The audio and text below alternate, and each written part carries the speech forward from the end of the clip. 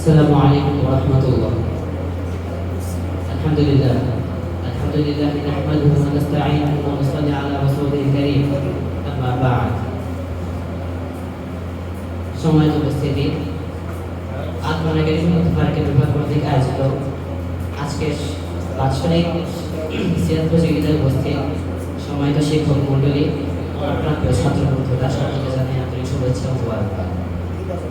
সম্মানিত উপস্থিতি, আজ আমার বক্তব্যের বিষয়বস্তু হিসেবে নির্ধারিত হয়েছে রাসূল সাল্লাল্লাহু আলাইহি ওয়াসাল্লামের দাওয়াতি জীবন। আগে আল্লাহর কাছে তাওফীক কামনা করছি যেন এই বিষয়টি নির্ভুলভাবে আলোচনা করতে পারি এবং আল্লাহ তাআলা আমাদের সকলকে শোনার তৌফিক দান করুন। সম্মানিত উপস্থিতি, রাসূল সাল্লাল্লাহু আলাইহি ওয়াসাল্লামের দাওয়াতি জীবন শুরু করার আগে এসব জেনে নিই ইসলাম পূর্ব আরব তথা আরবদের ইসলাম আসার পূর্বে আরবদের অবস্থা কেমন ছিল। ইসলাম পূর্ব আরবকে এক কথায় জাহিলি যুগ হিসেবে অর্থাৎ অজ্ঞতার যুগ হিসেবে খ্যাত করা হয়। এর বেশ কয়েকটি কারণ আছে, তার মধ্যে অন্যতম হলো সেই সময় কোনো প্রকার সঠিক ধর্ম ছিল না। ধর্মের নামে শুধুমাত্র পূজা অর্চনা ছিল। তখন কোনো সঠিক হজ ছিল না। আরবরা তবে হজ করতো, সেটা তাদের পূর্ববর্তীদের ভ্রান্ত প্রচলিত। তখন আরবদের মাঝে যদি কোনো প্রকার সমস্যা দেখা দিত, তারা এটার প্রতিকারগত সম্মত তরবারি করত। এমনকি বিভিন্ন তাফসীরকার, বিভিন্ন সিরাত গ্রন্থকার তাদের গ্রন্থের মধ্যে উল্লেখ করেছেন একদা কোনো এক গোত্রের এক ব্যক্তি অপর গোত্রের এলাকা থেকে একটা কূপ থেকে তার পশুপ্রাণীদের পানি পান করে। এই কাজটা সে বিলম্ব গতিতে করে, আর এই কারণে তাদের মাঝে পরবর্তী 40 বছর পর্যন্ত যুদ্ধ বিগ্রহ লেগে থাকে। এই 40 বছরে হাজার হাজার শত শত মানুষ মৃত্যুবরণ করে শুধুমাত্র কূপ থেকে বিলম্ব গতিতে পানি পান করার জন্য। এই ছিল আরবদের পূর্ব অবস্থা। তাদের মাঝে সৎ চরিত্র বলতে শুধু বংশগৌরব এবং আত্মমর্যাদা ছিল। যে ব্যক্তি যত উচ্চ বংশের অধিকার ছিল, সে তত বেশি সম্মান, তত বেশি মর্যাদার অধিকারী ছিল।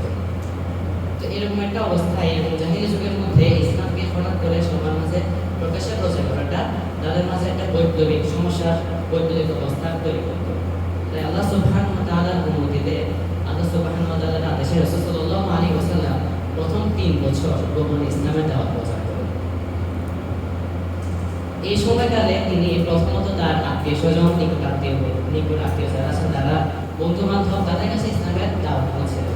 এদের মধ্যে সর্বাগ্রে ছিলেন হযরত খাদিজা রাদিয়াল্লাহু তাআলা আনহা, হযরত আবু বকর রাদিয়াল্লাহু তাআলা আনহু, যায়েদ ইবনে হারিস রাদিয়াল্লাহু তাআলা আনহু এবং আলী ইবনে আবি তালিব রাদিয়াল্লাহু তাআলা আনহু। এদের সাথে বলা হয় যে ইসলামের মধ্যে প্রথম ইসলাম ধর্ম গ্রহণকারী এবং নারীদের মাঝে সর্বপ্রথম ইসলাম ধর্ম গ্রহণকারী হলেন খাদিজা বিনতে খুয়াইলিদ রাদিয়াল্লাহু তাআলা আনহা। প্রাপ্তবয়স্কদের মাঝে সর্বপ্রথম ইসলাম গ্রহণকারী হলেন হযরত আবু বকর রাদিয়াল্লাহু তাআলা আনহু। বৃদ্ধ-দাস-দাসীদের মাঝে সর্বপ্রথম ইসলাম ধর্ম গ্রহণকারী হলেন যায়েদ ইবনে হারিস রাদিয়াল্লাহু তাআলা আনহু এবং নাবালকদের মাঝে সর্বপ্রথম ইসলাম ধর্ম গ্রহণকারী হলেন হযরত আলী ইবনে আবি তালিব রাদিয়াল্লাহু তাআলা আনহু। এদের মাঝে সবচেয়ে সম্মানের অধিকারী ছিলেন হযরত আবু বকর রাদিয়াল্লাহু তাআলা আনহু। তিনি তার এই সম্মান সুখ্যাতি ব্যবহার করে তার নিকট আত্মীয়, তার আত্মীয়-স্বজন যারা ছিলেন তাদের মাঝে, অর্থাৎ যাদের মাঝে তিনি কল্যাণ দেখতে পেতেন, যারা সত্যের সন্ধানী ছিলেন, তাদের নিকট ইসলামের প্রচার করেন। এদের মাঝে সর্বাগ্রে ছিলেন হযরত ইসলামের তৃতীয় খলিফা হযরত ওসমান ইবনে আফফান রাদিয়াল্লাহু তাআলা আনহু, জুবাইর ইবনে আওয়াম রাদিয়াল্লাহু তাআলা আনহু, সাদ ইবনে আবি ওয়াক্কাস রাদিয়াল্লাহু তাআলা আনহু, তালহা ইবনে উবাইদুল্লাহ রাদিয়াল্লাহু তাআলা আনহু সহ প্রমুখ সাহাবী। ইসলামের প্রাথমিক যুগে বিভিন্ন ধরনের নিচু মুশরিক লোকেরা ইসলাম ধর্ম গ্রহণ করেন, যেমন বিলাল ইবনে রাওয়াহা রাদিয়াল্লাহু তাআলা আনহু, উনি ছিলেন হাবশী গোত্রের। এছাড়া কুরাইশের আরো অনেক লোক ইসলাম ধর্ম গ্রহণ করেন। তাদের মাঝে অন্যতম হলেন হযরত আব্দুল্লাহ ইবনে মাসউদ রাদিয়াল্লাহু তাআলা আনহু, আব্দুল্লাহ ইবনে জাহাশ রাদিয়াল্লাহু তাআলা আনহু। এই ছিল ইসলামের 3 বছর গোপন ইসলামের প্রচার। বিখ্যাত সিরাত গ্রন্থ আর ওয়াহিউল মাসনুনে লিখিত হয়েছে যে এই 3 বছরের মধ্যে 300-এর অধিক মানুষ ইসলামে দীক্ষিত হয়। তবে তাদের মাঝে পরিপূর্ণ ইসলামের ধর্মভাব ছিলেন মাত্র 40 জন। এই 40 জনকে নিয়ে রাসূল সাল্লাল্লাহু আলাইহি ওয়াসাল্লাম মক্কার সুদূরবর্তী পাহাড় পর্বতে অবস্থিত আবদুল্লাহ রাদিয়াল্লাহু তাআলা আনহুর ঘর দারুল আরকামে তারা নামাজ আদায় করতেন, ইবাদত করতেন। এইভাবে যখন ইসলামের মধ্যে বেশ কয়েকজন মানুষ দীক্ষিত হয়, যখন আল্লাহ তাআলা দেখেন যে এত সংখ্যক মানুষ দীক্ষিত হয়েছে যারা নবুয়তের রিসালাতের দায়িত্ব পালন করতে পারবে, মানুষের মাঝে রিসালাত পৌঁছে দিতে পারবে, তখন আল্লাহ সুবহানাহু ওয়া তাআলা কোরআনের আদেশ করেন ওয়াআনদির আশীরাতাকাল আকরাবিন ওয়াখফিদ জানাহাকা লিমান ইত্তাবা'আকা মিনাল মুমিনিন। অর্থাৎ তুমি তোমার নিকট আত্মীয়দেরকে সতর্ক করো, প্রকাশ্যে সতর্ক করো এবং মুমিনদের জন্য বিনীত হয়ে যাও। এই আয়াত নাযিল হওয়ার পরপরই রাসূল সাল্লাল্লাহু আলাইহি ওয়াসাল্লাম হাবশা হাশিমি গোত্র এবং বনু আব্দুল মুত্তালিব ইবনে আব্দুল মানাফ এই দুই গোত্রের লোকদেরকে নিয়ে কাবা চত্বরে একটি সমাবেশ ঘটান। সেই সমাবেশের মধ্যে তিনি প্রথমে বক্তব্য রাখেন, আল্লাহ তাআলার উপযুক্ত প্রশংসা করে তিনি সকলের কাছে ইসলামের সার নির্দেশ তুলে ধরেন।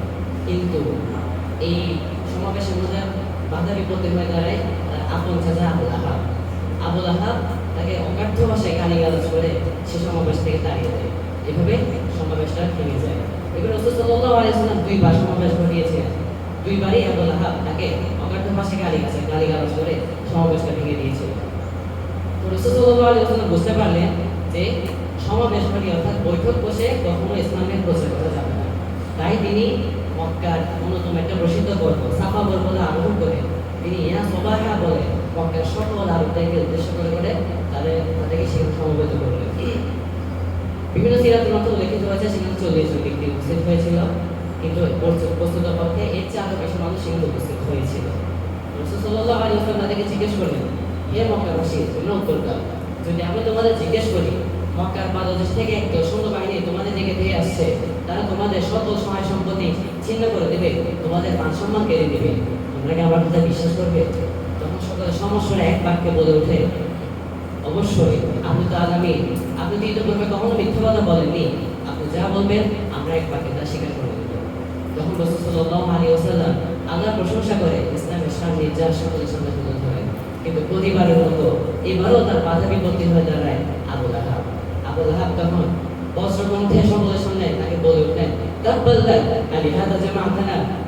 তুমি ধ্বংস হও, তোমার এই ভ্রান্ত কথা বলার জন্য তুমি কি আমাদের এখানে উপস্থিত করেছো? তখন সে আরো অর্থভাষায় রাসূল সাল্লাল্লাহু আলাইহি ওয়াসাল্লামকে গালিগালাজ করে সেখান থেকে নামিয়ে দেয়। এভাবে বাকি সকল লোক সেখান থেকে চলে যায়। তবে এই সমাবেশে যে কেউ ইসলাম ধর্ম গ্রহণ করেনি তা নয়, বেশ কিছু লোক সেখানে ইসলাম ধর্ম গ্রহণ করেছিলেন, তবে অধিকাংশ লোক আবুল আহাবের সঙ্গে সুর মিলিয়ে সেখান থেকে চলে যায়। এই ঘটনার মাধ্যমে রাসূল সাল্লাল্লাহু আলাইহি ওয়াসাল্লাম সকল মক্কাবাসীদের মাঝে তার নবুয়তের দাওয়াত পৌঁছে দেন, ইসলামের দাওয়াত পৌঁছে দেন। এবং আল্লাহ সুবহানাহু ওয়া তাআলা কোরআনে আয়াত নাযিল করেন, ফাসদা' বিমা তু'মারু ওয়া আ'রিদ আনিল মুশরিকিন।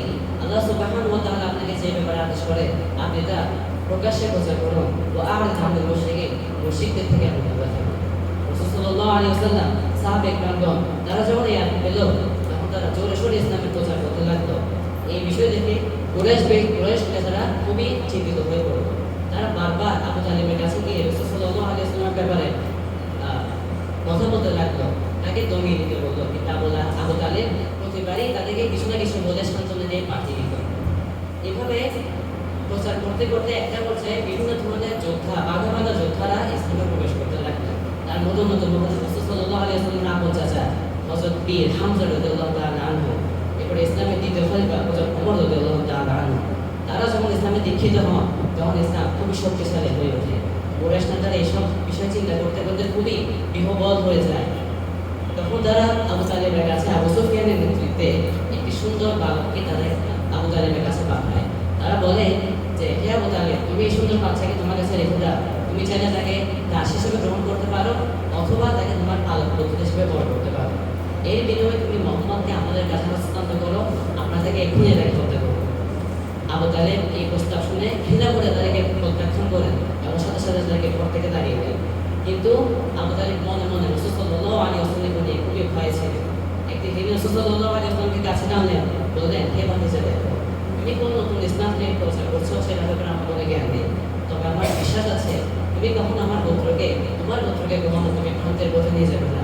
কিন্তু দেখো তোমার এই কাজের জন্য পুরো কুরাইশ গোত্র আমার চড়ামন্ত্র হয়ে উঠেছে, অতএব তোমাদের কোনো আমার আবেদন হলো তুমি এমন কোনো কাজ করবে না যার কারণে আমার উপর অনেক বেশি চাপের সৃষ্টি হবে। রাসূল সাল্লাল্লাহু আলাইহি ওয়াসাল্লাম এই কথা শুনে তার উপর যেন আকাশ ভেঙে পড়া উপক্রম হলো। কেননা এই দুনিয়ায় রাসূল সাল্লাল্লাহু আলাইহি ওয়াসাল্লামের সবচেয়ে নিকটবর্তী ছিলেন তার প্রিয় চাচা আবু তালেব। আবু তালেব যখন তার থেকে সরে যেতে লাগলো, রাসূল সাল্লাল্লাহু আলাইহি ওয়াসাল্লাম হাওয়া করে কেঁদে উঠলেন, কিন্তু তিনি দমে যাননি, তিনি এক চুলো পিছু পাননি। তিনি বিরোচিত কণ্ঠে উত্তর দিলেন, হে আবু তালেব, হে চাচা, তারা যদি আমার এক হাতে সূর্য এক হাতে চন্দ্র এনে দেয় এবং আমাকে যদি বলে তুমি ইসলাম থেকে বিরত থাকো, আল্লাহি আমি কখনো ইসলাম থেকে বিরত থাকবো না, আমি আমার জানমাল দিয়ে ইসলামের প্রচার করে যাবো। আবু তালেব রাসূল সাল্লাল্লাহু আলাইহি ওয়াসাল্লামের চিরচির কণ্ঠে উত্তর শুনে তিনি খুব খুশি হলেন। এরপর তিনি বললেন, হে প্রিয় ভাতিজা, তোমার যা ইচ্ছা তুমি তাই করো, যা ইচ্ছা তুমি ইসলাম প্রচার করো, তবে জেনে রাখো পৃথিবীর বুকে যতদিন আমি বেঁচে থাকবো ততদিন তোমার গায়ে একটা আচরণ লাগাতে পারবো না। এই কথার মাধ্যমে আবু তালিব সরাসরি কুরাইশের বাকি সকল গোত্রের সঙ্গে চ্যালেঞ্জ ছুড়ে দিলেন। আবু তালিব যেহেতু রাসূলুল্লাহ আলাইহিস সাল্লামের পাশে দাঁড়ালেন, তার অনুসরণ করে হাশিমি গোত্র এবং আব্দুল মুত্তালিব ইবনে আব্দুল মানাফ এই সকল এই দুই গোত্র রাসূল সাল্লাল্লাহু আলাইহি ওয়াসাল্লামের পাশে দাঁড়ায়। অর্থাৎ তখন এক পাশে ছিল হাশিমি গোত্র আব্দুল মুত্তালিব ইবনে আব্দুল মানাফ, অন্য পাশে ছিল কুরাইশ গোত্র, বাকি সকল কুরাইশ গোত্র। এই পর্যায়ে একদিন কুরাইশ গোত্র দেখতে পেলেন যে ইসলামের বড় বড় সকল যোদ্ধারা যখন ইসলাম দীক্ষিত হয়েছে তখন তারা খুবই দুশ্চিন্তায় পড়ে গেলেন এবং তারা আবু তালেবকে যখন এই সমস্ত পরামর্শ দিলেন রাসূল সাল্লাল্লাহু আলাইহি ওয়াসাল্লামকে দমানোর জন্য, রাসূল সাল্লাল্লাহু আলাইহি ওয়াসাল্লাম যখন দমছেন না তখন তারা প্রকাশ্যে জুলুম নির্যাতন করা শুরু করলেন। এই জুলুম নির্যাতনের ক্ষেত্রে হযরত বিলাল রাদিয়াল্লাহু তাআলা আনহুর কথা না বললেই হয়। বিলাল রাদিয়াল্লাহু তাআলা আনহু ছিলেন তৎকালীন সময়ের অন্যতম একজন প্রভাবশালী ব্যক্তি। উমাইয়া ইবনে খালাফ তার কৃতদাস। উমাইয়া ইবনে খালাফ যখন বিলাল রাদিয়াল্লাহু তাআলা আনহুর ইসলাম গ্রহণের কথা জানতে পারলেন, তিনি তাকে প্রতিদিন মরুভূমির তপ্তবালুতে শুইয়ে তার গলার মধ্যে দড়ি বেঁধিয়ে সেই দড়িটা ছোটদের হাতে ধরিয়ে দিলেন আর ছোটরা আনন্দে তাকে মরুভূমির তপ্তবালিতে খুশিয়ে খুশিয়ে দিয়ে যেতেন। এই বলে তার শরীরে যে চামড়া সেগুলো খসে খসে পড়ে যেত, ঝলসে যেত। এছাড়া আরো অনেক ধরনের কঠিন শাস্তি বিলাল রাদিয়াল্লাহু তাআলা আনহু হুকুমে করেছিলেন, কিন্তু তিনি তখন ইসলাম থেকে বিরত থাকেননি। এরপরে ইসলামের তৃতীয় খলিফা হযরত ওসমান ইবনে আফফান রাদিয়াল্লাহু তাআলা আনহু তিনি যখন ইসলাম গ্রহণ করেন, তার চাচা তাকে খেজুর গাছের চালের মধ্যে পেঁচিয়ে সেখানে মধ্যে আগুন ধরিয়ে দেয় এবং তাকে হুমকি দেয়, নয় তুমি ইসলাম ধর্ম গ্রহণ করো, নয় তুমি মৃত্যুর জন্য প্রস্তুত থাকো। এভাবে কুরাইশ গোত্র, কুরাইশের বাকি সকল গোত্র মুসলমানদের উপর চড়াও হয়েছে। তারা মুসলমানদেরকে বিভিন্নভাবে তাদেরকে হত্যা করতে লাগলো। এখানে আসে ইসলামের প্রথম শহীদের কাহিনী। হযরত আম্মার ইবনে ইয়াসির তিনি ছিলেন রাসূলুল্লাহ আলাইহি ওয়াসাল্লামের অন্যতম একজন প্রিয় সাহাবী। তিনি সপরিবারে ইসলাম ধর্ম গ্রহণ করেছিলেন। আবু জাহেল যখন তার এই ইসলাম ধর্ম গ্রহণের কথা জানতে পারলেন, তখন তিনি তাদেরকে জুলুম নির্যাতন করা শুরু করলেন এবং জুলুম নির্যাতন করতে করতে একটা পর্যায়ে তিনি আম্মার ইবনে ইয়াসিরের মা সুমাইয়া রাদিয়াল্লাহু তাআলা আনহাকে বললেন, হে সুমাইয়া, তুমি কি রাসূল সাল্লাল্লাহু আলাইহি ওয়াসাল্লামের রূপ দেখে তাকে কাছে পাওয়ার জন্য ইসলাম ধর্ম গ্রহণ করেছো? সুমাইয়া রাদিয়াল্লাহু তাআলা আনহা এই কথা শুনে তাকে কঠোর ভাষায় জবাব দিলেন, যেটা আবু জাহেলের মাথায় রক্ত তুলে দেয়। আবু জাহেল তখন তাকে বর্ষা নিক্ষেপ করতে তার লজ্জাস্থানে বর্ষা নিক্ষেপ করতে তাকে শহীদ করে দেয়। ইনি ছিলেন ইসলামের প্রথম শহীদ। এই ঘটনার পরে রাসূল সাল্লাল্লাহু আলাইহি ওয়াসাল্লাম মুসলমানদেরকে কিভাবে জুলুম নির্যাতন থেকে রক্ষা করা যায় সে ব্যাপারে গভীরভাবে চিন্তা করতে লাগলেন। একটা পর্যায়ে তিনি বিয়ে করলেন যে সকলকে তিনি হাবশা ভূমিতে হিজরত করার আদেশ দিতেন। প্রথম পর্যায়ে হাবশা ভূমিতে 12 জন পুরুষ এবং 4 জন নারী হিজরত করে। তারা রাতের বেলা বেরিয়ে যায় এবং সমুদ্রবর্তী এলাকা ধরে তারা একটি মালবাহী জাহাজে করে হাবশা ভূমিতে তারা হিজরত করে। কিন্তু কুরাইশ তো যখন এই ব্যাপারটা জানতে পারলো, তারা দমে যায়নি। তারা হাবশা ভূমিতে 2 জন বাঘা বিদেশি আব্দুল্লাহ ইবনে রাবিআ এবং আমর ইবনে আস, এই 2 জন ব্যক্তি তারপর ইসলাম ধর্ম গ্রহণ করেছিল। তাদেরকে হাবশা ভূমির বাদশা নাজাশীর কাছে পাঠায় এই প্রস্তাবে যে মুসলমান যারা ওদের দেশের মধ্যে যারা হিজরত করেছে তাদেরকে যেন আবার ফিরিয়ে নিয়ে আসা হয়। বাদশা নাজাশী তাদের কথা শুনে তাদেরকে ফিরিয়ে দেননি, বরং তিনি মুসলমানদেরকে আবার ডাকলেন, ডেকে তাদের থেকে কৈফিয়ত দিলেন। তখন মুসলমানদের পক্ষ হয়ে হযরত জাফর রাদিয়াল্লাহু তাআলা আনহু সূরা মারইয়ামের কিছু আয়াত বাদশা নাজাশীর কাছে তিলাওয়াত করেন। বাদশা নাজাশী এই তিলাওয়াত শুনে বিমুগ্ধ হয়ে তখন তিনি ঈমান গ্রহণ করেন, তিনি মুসলমান হয়ে গেলেন এবং দুইজন যে পূর্বে ছিল এসেছিল আব্দুল্লাহ ইবনে রাবিআ, আমর ইবনে আস, তিনি তাদেরকে বের করে দিলেন। এভাবে যখন কুরাইশ ব্যক্তিরা দেখতে পেল যে রাসূল সাল্লাল্লাহু আলাইহি ওয়াসাল্লাম যতই বাধা দেওয়া হোক না কেন, তার উপর যতই জুলুম নির্যাতন করা হোক না কেন, তিনি কখনোই দমে যাবেন না, তখন তারা সকলে মিলে একটা কঠিন সিদ্ধান্তে উপনীত হল। বনু হাশিম গোত্র এবং আব্দুল মুত্তালিব এবং আব্দুল মানাফ এই 2 গোত্র ছাড়া বাকি সকল কুরাইশ গোত্ররা একত্রিত হলো এবং তারা এই 2 গোত্রকে অর্থাৎ হাশিম এবং আব্দুল মুত্তালিব এই 2 গোত্রকে তারা অবরোধ করার চিন্তা করলো। তারা সকলে মিলে বয়কটের একটা অঙ্গীকারনামা প্রণয়ন করলো। যে বয়কট প্রণয়ন করেছিলেন মানসুর ইবনে ইকরিমা। মানসুর ইবনে ইকরিমা বয়কটের অঙ্গীকারনামা প্রণয়ন করেছিলেন। তো এই বয়কটের কথা ছিল, অর্থাৎ এই বয়কটের শর্ত ছিল আব্দুল মুত্তালিব ইবনে আব্দে মানাফ হাশিমি গোত্র রাসূল সাল্লাল্লাহু আলাইহি ওয়াসাল্লাম এবং তার সকল সাহাবীরা তারা শিবে আবু তালিব নামের যে স্থান সেখানের মধ্যে তারা বন্দী থাকবে, আজীবন তারা সেখানে বন্দী থাকবে। এভাবে রাসূল সাল্লাল্লাহু আলাইহি ওয়াসাল্লাম তার সাহাবীগণ এবং তার সমকক্ষ যারা ছিলেন তারা সকলে সেই শিবে আবু তালিবের মধ্যে বন্দী ছিলেন তিনটি বছর। 3 বছরের মধ্যে তারা কেউ হজ মৌসুম ছাড়া সেখান থেকে কেউ বেরোতে পারতো না, না কেউ সেখানে ঢুকতে পারতো। কেউ যদি সেখান থেকে পরিক্রমে বেরিয়ে যেত, সে বাজারে গিয়ে কোনো প্রকার খাবার কিনতে পারতো না, যেহেতু এই দুই গোত্রের সঙ্গে কুরাইশের সকল গোত্রের সম্পর্ক বিচ্ছেদ হয়ে গিয়েছিল। রাসূল সাল্লাল্লাহু আলাইহি ওয়াসাল্লাম আল্লাহর কাছে অফুরন্তভাবে দোয়া করলেন এবং আল্লাহ সুবহানাহু ওয়া তাআলা তার কুদরতের মাধ্যমে কাবা ঘরের ভিতরে থাকা বয়কটের যে অঙ্গীকারনামা সেটাকে ওই প্রকার মাধ্যমে ধ্বংস করে দিলেন। শুধু ওই অঙ্গীকারনামার মধ্যে আল্লাহ শব্দটা বাকি, আল্লাহ শব্দটা ছাড়া বাকি কোন অঙ্গীকারনামাটা ওই প্রকার সে খেয়ে ফেলেন। আল্লাহ সুবহানাহু ওয়া তাআলা এই কথাটা রাসূলুল্লাহ সাল্লাল্লাহু আলাইহি ওয়াসাল্লামকে জানালেন। তিনি আবু তালিবের মাধ্যমে কুরাইশের নেতাদেরকে এই কথাটা জানালেন। তারা বলল, যদি তোমার কথা সত্য হয় তাহলে তোমাদেরকে আমরা এখনই ছেড়ে দিব, আর তোমার কথা যদি সত্য মিথ্যা হয় তখন তোমরা আজীবন এই শিব আবু তালিবের মধ্যে তোমরা বন্দী থাকবে। যখন কুরাইশের নেতারা মক্কার ভিতরে ঢুকে দেখলো, হাবাস হারাম শরীফের মধ্যে তারা ঢুকে দেখলো যে বয়কটের যে অঙ্গীকারনামা সেটা পরিপূর্ণভাবে নষ্ট হয়ে গিয়েছে, শুধু সেটার মধ্যে আল্লাহ শব্দটা বাকি ছিল। তাই তারা বাধ্য হয়ে রাসূল সাল্লাল্লাহু আলাইহি ওয়াসাল্লাম তার সাহাবীগণ এবং দুই গোত্রকে তারা মুক্ত করে দিল। এরপর রাসূল সাল্লাল্লাহু আলাইহি ওয়াসাল্লাম দেখলেন যে তার সাহাবীদের উপর নির্মমভাবে নির্যাতন করা হচ্ছে, তাই তিনি সাহাবীদেরকে আবার হাবশা ভূমিতে হিজরত করার আদেশ দিয়েছেন।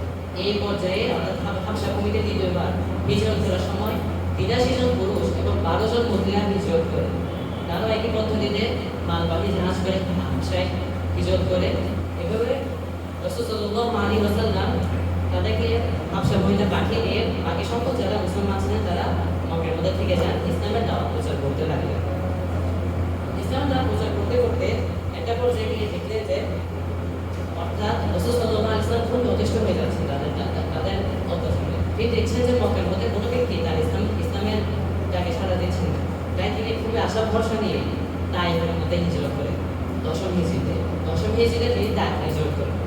তায়েফে হিজরত করে তিনি সেখানের মধ্যে কোনো গ্রন্থে বলা হচ্ছে 3 মাস, কোনো গ্রন্থ বলা হচ্ছে 3 দিন। তিনি সেখানের মধ্যে এতদিন করে মানুষের দুয়ারে দুয়ারে ইসলামের দাওয়াত প্রচার করেন। কিন্তু তারা হতভাগা, তারা তাদের এলাকার ছোট ছোট বাচ্চা তাদেরকে রাসূল সাল্লাল্লাহু আলাইহি ওয়াসাল্লামের পেছনে লেলিয়ে দেয়।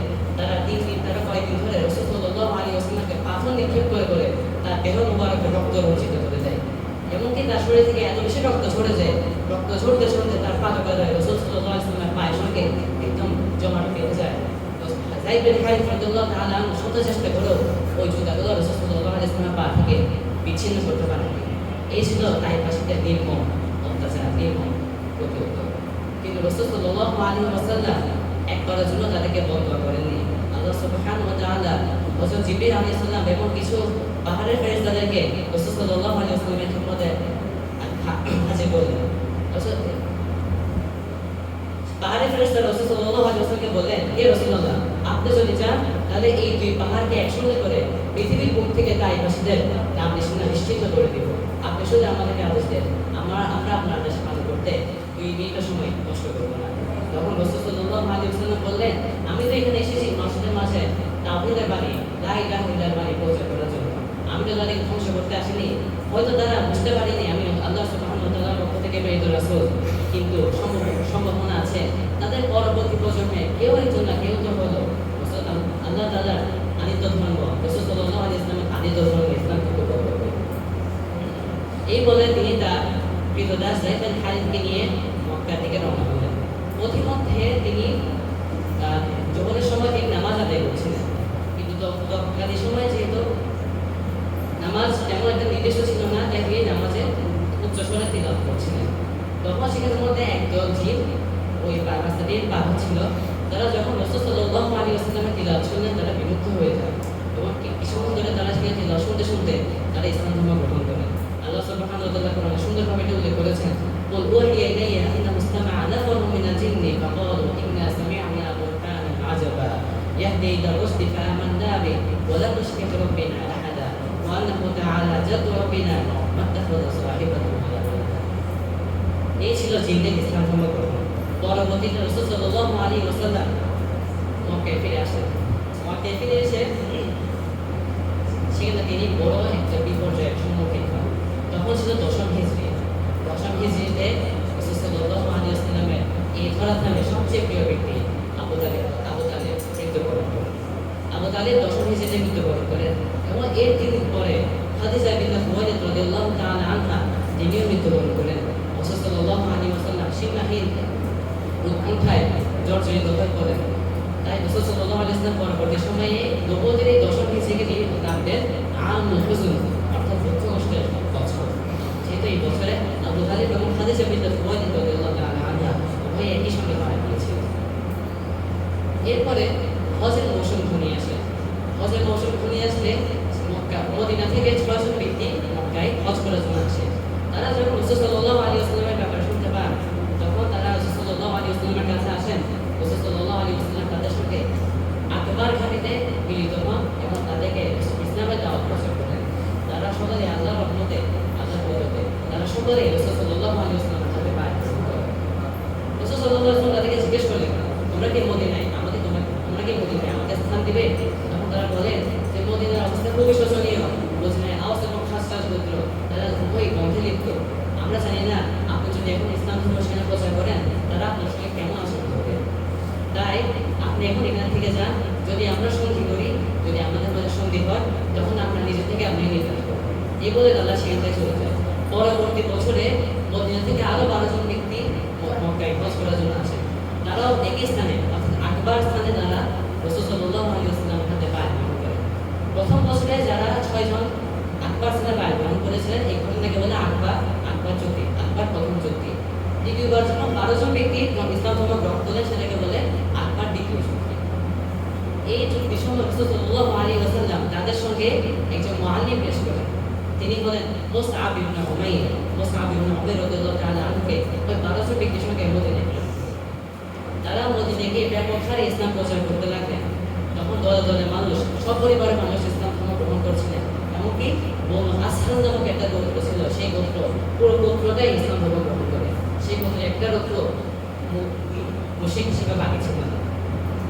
এরপরে পরবর্তী বছরে, অর্থাৎ নবুয়তের 13তম বছরে মুসআব ইবনে উমাইরের নেতৃত্বে মদিনা থেকে আরো 70 জন কিংবা 72 জন মক্কায় আগমন করেন। তারা সকলে আকবার স্থানে গিয়ে রাসূল সাল্লাল্লাহু আলাইহি ওয়াসাল্লামের হাতে বায়াত গ্রহণ করেন। তখন রাসূল সাল্লাল্লাহু আলাইহি ওয়াসাল্লাম তাদের সঙ্গে মদিনায় না গিয়ে তিনি আল্লাহ সুবহানাহু ওয়া তাআলার আদেশে অপেক্ষা করেন। তো তিনি ওই 12 জন, 72 জন কিংবা 74 জন, তাদেরকে 12টা দলে বিভক্ত করে দেন এবং তাদের মাঝে 12 জন ব্যক্তিকে নায়েব হিসেবে নির্ধারণ করেন। এরপরে রাসূল সাল্লাল্লাহু আলাইহি ওয়াসাল্লাম যখন দেখতে পেলেন মক্কার মধ্যে তার অবস্থা খুবই সংকীর্ণ হয়ে যাচ্ছে, মক্কার মধ্যে অবস্থা খুবই সংকীর্ণ, মদিনায় সকলে তাকে রাখছে, মক্কায় তাদের উপর খুবই নির্মম নির্যাতন করছে, তখন রাসূল সাল্লাল্লাহু আলাইহি ওয়াসাল্লাম একে একে করে সকল মুসলমানদেরকে মদিনায় হিজরত করার আদেশ দিলেন। এমনকি সকল মুসলমানরা মদিনায় হিজরত করতে চলে যায়। মক্কার মধ্যে শুধু বাকি ছিলেন হযরত মুহাম্মদ সাল্লাল্লাহু আলাইহি ওয়াসাল্লাম, হযরত আবু বকর রাদিয়াল্লাহু তাআলা আনহু এবং হযরত আলী রাদিয়াল্লাহু তাআলা আনহু। তবে তারা কখনো হিজরত করেননি, কেননা তারা আল্লাহ সুবহানাহু ওয়া তাআলার আদেশে অপেক্ষা করছিলেন। অন্যদিকে কুরাইশ গোত্ররা এটা বুঝতে পেরেছিল যে একটা পর্যায়ে মুহাম্মদ সাল্লাল্লাহু আলাইহি ওয়াসাল্লামও মদিনায় হিজরত করছে। তাই তারা সকল গোত্র মিলে একটা চুক্তি করে যে প্রত্যেক গোত্র থেকে একজন বাঘা যোদ্ধা রাসূল সাল্লাল্লাহু আলাইহি ওয়াসাল্লামকে হত্যা করবে। তারা এই পরিকল্পনা বাস্তবায়নের জন্য রাসূল সাল্লাল্লাহু আলাইহি ওয়াসাল্লামের ঘরকে ঘেরাও করে। কিন্তু অন্যদিকে রাসূল সাল্লাল্লাহু আলাইহি ওয়াসাল্লাম আল্লাহর পক্ষ থেকে এই সুসংবাদ পেয়ে যান। তাই তিনি আগে থেকে আবু বকর রাদিয়াল্লাহু তাআলা আনহুর সঙ্গে এই ব্যাপারে পরামর্শ করে রেখেছিলেন। তারা সকাল সকাল বেরিয়ে যাওয়ার প্রস্তাব করলেন, পরামর্শ গ্রহণ করলেন। কিন্তু রাতের বেলা তাদের রাসূল সাল্লাল্লাহু আলাইহি ওয়াসাল্লামের ঘরকে সম্পূর্ণরূপে ঘেরাও করা ছিল কুরাইশের মতো সকল বাঘা যোদ্ধা। সকালবেলা যখন রাসূল সাল্লাল্লাহু আলাইহি ওয়াসাল্লাম বেরিয়ে যাচ্ছিলেন, বেরিয়ে যাওয়ার রাতের বেলা তিনি আলী ইবনে আবি তালিব রাদিয়াল্লাহু তাআলা আনহুকে তার স্বীয় বিছানায় বসিয়ে শুইয়ে দিয়ে যান এবং সকালবেলা তিনি সূরা ইয়াসিন পাঠ করতে করতে ঘর থেকে বেরিয়ে যান। কিন্তু পাঠ করতে করতে যখন বেরিয়ে পৌঁছান, তাও সেই নামাজ এবং এই আয়াতটি বারবার তিলাওয়াত করতে করতে মাটি নিক্ষেপ করে সেখান থেকে বেরিয়ে যায়। আল্লাহর কুদরতে কেউ তাকে দেখতে পায়নি, কেউ একটা পর্যন্ত বুঝতে পারেনি যে মুহাম্মদ সাল্লাল্লাহু আলাইহি ওয়াসাল্লাম ঘর থেকে এই মতো বেরিয়ে গিয়েছে। বেরিয়ে গিয়ে তিনি আবু বকর রাদিয়াল্লাহু তাআলা আনহুর সঙ্গে দুটি উট নিয়ে গারে 3 দিন অবস্থান করেছিলেন। এই 3 দিনে কুরাইশ বাহিনী অনেকভাবে চেষ্টা করেছিল রাসূল সাল্লাল্লাহু আলাইহি ওয়াসাল্লামকে ধরার, কিন্তু কেউই রাসূল সাল্লাল্লাহু আলাইহি ওয়াসাল্লামকে দেখতে পারেনি। পরে যখন তারা মদিনার মধ্যে আগমন করলেন, একজন ব্যক্তি রাসূল সাল্লাল্লাহু আলাইহি ওয়াসাল্লামকে দুর্ভাগ্যক্রমে পেয়ে গিয়েছিল। সে রাসূল সাল্লাল্লাহু আলাইহি ওয়াসাল্লামের দিকে প্রতি হয়, কিন্তু তখন হঠাৎ বিস্ময়ের মতো কিছু মুআজিজা উদ্ভব হলো। যেমন তার ঘোড়ার পাগুলো জমির মধ্যে লেগে যাচ্ছিল, অথবা মাঝে মাঝে তার ঘোড়া থেকে বিভিন্ন ধরনের ধোঁয়া বের হচ্ছিল। সেই ধরনের বিস্ময়কর মুআজিজা দেখতে পেয়ে রাসূল সাল্লাল্লাহু আলাইহি ওয়াসাল্লামকে আত্মসমর্পণ করে রাসূল সাল্লাল্লাহু আলাইহি ওয়াসাল্লামকে বলে যে আপনি আমার সকল পাথর গ্রহণ করুন। কিন্তু রাসূল সাল্লাল্লাহু আলাইহি ওয়াসাল্লাম সেটা প্রত্যাখ্যান করে তাকে বলে তুমি একজন কাফের, অতএব তোমার জন্য সর্বোত্তম হবে তুমি মক্কায় গিয়ে আমাদের ব্যাপারে কাউকে বলবে। এই কথা বলে রাসূল সাল্লাল্লাহু আলাইহি ওয়াসাল্লাম এবং আবু বকর রাদিয়াল্লাহু তাআলা আনহু মদিনায় সুরক্ষিতভাবে হিজরত করে শুরু। তিনি মদিনায় গিয়ে মদিনা সুন্নাত প্রতিষ্ঠা করেন। মদিনায় গিয়ে তিনি সর্বপ্রথম যে কাজটি করেন সেটা হচ্ছে মদিনার মধ্যে মসজিদে নববী তিনি প্রতিষ্ঠা করেন। মসজিদে নববী প্রতিষ্ঠা করার পর মুহাজির এবং আনসার সাহাবীদের মাঝে তিনি ভ্রাতৃত্বের বন্ধন সৃষ্টি করেন। এক্ষেত্রে একটি ঘটনা উল্লেখ করলে নয়, তখন প্রত্যেক সাহাবী নিজেদের জন্য একজন করে করে ভাই নির্বাচন করছিলেন। যেমন রাসূল সাল্লাল্লাহু আলাইহি ওয়াসাল্লাম আলী রাদিয়াল্লাহু তাআলা আনহুকে তার ভাই হিসেবে গ্রহণ করেন, এবং আবু বকর রাদিয়াল্লাহু তাআলা আনহু খাদিজা রাদিয়াল্লাহু তাআলা আনহুকে নিজের ভাই হিসেবে গ্রহণ করেন, এবং হযরত আব্দুর রহমান ইবনে আউফ সাদ ইবনে রবিয়া রাদিয়াল্লাহু তাআলা আনহুকে নিজের ভাই হিসেবে গ্রহণ করেন। সাদ ইবনে রবিয়া রাদিয়াল্লাহু তাআলা আনহু তার সহায় সম্পত্তির অর্ধেক আব্দুর রহমানের নামকে দিয়ে দেন, বরঞ্চ তিনি তার দুইজন স্ত্রী থেকে একজনকে তালাক দিয়ে তাকে বিবাহ দেওয়ার সিদ্ধান্ত নিলেন। কিন্তু আব্দুর রহমানের নাম সেটা প্রত্যাখ্যান করে তাকে কেবলমাত্র বাজারের রাস্তায় কোথায় সেটা জিজ্ঞেস করে সন্তুষ্ট হয়েছে। সমাজ উপস্থিতি, রাসূল সাল্লাল্লাহু আলাইহি ওয়াসাল্লাম এই ধরাধামে প্রেরিত হয়েছিলেন মানুষের মাঝে লা ইলাহা ইল্লাল্লাহ বাণী এবং তাওহীদের বাণী প্রচার করার জন্য। তাই রাসূল সাল্লাল্লাহু আলাইহি ওয়াসাল্লামের নবুয়ত থেকে তার ওফাত পর্যন্ত পুরো জীবনটাই হচ্ছে তার দাওয়াত। সুতরাং তার জীবন থেকে কয়েকটি ঘটনাকে সন্নিবেশিত করে দাওয়াতের জীবনকে আখ্যায়িত করা এটা কখনো সমীচীন নয়। অর্থাৎ ছাত্রদের নিকট আমার কথা রইল যে যুগে যুগে প্রত্যেক রাসূলকে আল্লাহ সুবহানাহু ওয়া তাআলা ধরাধামে প্রেরণ করেছিলেন মানুষের মাঝে তাওহীদের বাণী প্রেরণ করার জন্য, তাওহীদের বাণী পৌঁছে দেওয়ার জন্য। তাই আমরা সকলে নবীদের ওয়ারিস হিসেবে এই দুটো দায়িত্ব আমাদের পালন করতে হবে। মানুষের মাঝে তাওহীদের বাণী প্রচার করা কোনো সহজ কাজ নয়। যদি সহজ কাজ হতো আল্লাহ সুবহানাহু ওয়া তাআলা যুগে যুগে এতগুলো শত শত লক্ষ লক্ষ কোটি কোটি রাসূলদেরকে আল্লাহ তাআলা প্রেরণ করতেন না। যেহেতু এটা দুঃসাধ্য কাজ, এটা খুবই কঠিন একটি কাজ, তাই আল্লাহ সুবহানাহু ওয়া তাআলা এতগুলো রাসূলদের প্রেরণ করেছিলেন এবং তারা প্রত্যেকেই জীবন দিয়ে সাথে স্বীকার করেছিল। তাই আমাদের প্রত্যেকেই রয়েছে পরিবার, পরিস্বজন, আত্মীয় স্বজন, সমাজ, রাষ্ট্র যেখানেই থাকি না কেন প্রত্যেক ক্ষেত্রে ইসলামের প্রচার করা। হ্যাঁ, ইসলাম প্রচার করতে গিয়ে সকলে বাধা বিপদের সম্মুখীন হবো, তবে বাধা বিপদের সম্মুখীন হলেও পূর্ববর্তী নবী রাসূলদের কথা স্মরণ করতে হবে। যেমন রাসূল সাল্লাল্লাহু আলাইহি ওয়াসাল্লাম তায়েফবাসীদের কাছ থেকে নির্মমভাবে রক্তাক্ত হয়েছিলেন, কিন্তু তিনি সেখানে হাল ছাড়েননি, তিনি তবুও ইসলামের প্রচার করে গিয়েছিলেন। তাই আমাদের সকলের উচিত সবর এবং ধৈর্যের সঙ্গে ইসলামের প্রচার করে যাওয়া। আজকের বক্তব্যের সাথে আমি একটি করে আমরা উল্লেখ করছি। আল্লাহ সুবহানাহু ওয়া তাআলা উল্লেখ করেন, ইন্নাকা লা তাহদি মান আহবাবতা ওয়ালাকিন্নাল্লাহু ইয়াহদি মান ইয়াশা। অর্থাৎ তুমি যাকে পছন্দ করো তাকে মন হিদায়াত দিতে পারবে না, বস্তুত হিদায়াতের মালিক একমাত্র আল্লাহ। আল্লাহ যাকে ইচ্ছা তাকে হিদায়াত দিতে পারবে। রাসূল সাল্লাল্লাহু আলাইহি ওয়াসাল্লামের জীবনের সবচেয়ে প্রিয় ব্যক্তি ছিলেন আবু তালেব। তিনি আবু তালেবকে বিভিন্নভাবে ইসলামের প্রচার, ইসলামের দাওয়াত দিয়েছিলেন। এমনকি তার সাকরাত চলাকালীন তিনি আবু তালেবকে একবার লা ইলাহা ইল্লাল্লাহ বলার আহ্বান জানালেন। তিনি বললেন, আপনি শুধু একবার লা ইলাহা ইল্লাল্লাহ বলুন, বাকিটা আমি দেখে নেব, বাকিটা আমি আল্লাহর সঙ্গে দেখে নেব। কিন্তু আবু তালেব কখনো লা ইলাহা ইল্লাল্লাহ ইসলাম ধর্ম গ্রহণ করতে পারেনি। এটি হচ্ছে কথা। আল্লাহ সুবহানাহু ওয়া তাআলা যাকে ইচ্ছা তাকে হিদায়াত দিতে পারেন। তাই আমরা যাদেরকে দাওয়াত পৌঁছে দিব, তারা আমাদের কথা শুনুক বা না শুনুক, তারা ইসলাম গ্রহণ করুক বা না করুক, আমাদের উচিত সর্বদা চলে যাওয়া, সর্বদা চালিয়ে যাওয়া। এই বলে আমার আজকের বক্তব্য আমি এখানে শেষ করছি। ওয়া আখিরু দাওয়ানা আলহামদুলিল্লাহি রাব্বিল আলামিন। আসসালামু আলাইকুম ওয়া রাহমাতুল্লাহি